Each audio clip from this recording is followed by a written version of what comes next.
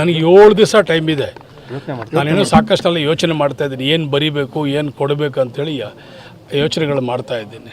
ಈ ಮಧ್ಯೆ ಸರ್ ಈಶ್ವರ್ ಖಂಡ್ರೆ ಒಂದು ಸ್ಟೇಟ್ಮೆಂಟ್ ಮಾಡಿದ್ದಾರೆ ಸರ್, ಎಲ್ಲರೂ ಕೂಡ ಬಾಯಿ ಮುಚ್ಕೊಂಡಿರಬೇಕು ಅನ್ನೋಂಥದ್ದು, ಅದೇ ರೀತಿ ಸ್ಟೇಟ್ಮೆಂಟನ್ನು ಕೊಡಬಾರ್ದು ಅಂತ ಸಚಿವರು. ಅದು ಅವ್ರ ಅಭಿಪ್ರಾಯ, ಅವರವ್ರ ಅಭಿಪ್ರಾಯ. ನಾವು ನಮಗೆ ಬೇಕಾದಂಥ ಅಭಿಪ್ರಾಯವನ್ನು, ವಸ್ತುಸ್ಥಿತಿಯನ್ನು, ಏನಿವತ್ತು ನಡೀತಾ ಇದೆ, ಮುಂದಕ್ಕೆ ಏನಾಗಬಹುದು, ಯಾತಕ್ಕೋಸ್ಕರ ನಾವು ಹೋರಾಟ ಮಾಡ್ತಾಯಿದೆ ಅಂದ್ಬಿಟ್ಟು ಎಲ್ರಿಗೂ ನಾನು ಮನವರಿಕೆ ಮಾಡಿಕೊಟ್ಟಿದ್ದೀನಿ. ನಾವು ಶಿವಕುಮಾರ್ ಸಾಹೇಬರಿಗೆ ಮುಖ್ಯಮಂತ್ರಿ ಮಾಡಬೇಕು ಅನ್ನೋ ಏಕೈಕ ಅಭಿಲಾಷೆ ಅಲ್ಲ. ಪಕ್ಷ ಉಳ್ಕೊಳ್ಬೇಕು, ಮುಂದಕ್ಕೆ ಪಕ್ಷ ಸಂಘಟನೆಯಾಗಿ 2028ಕ್ಕೆ ಮತ್ತೆ ಸರ್ಕಾರ ಬರಬೇಕು.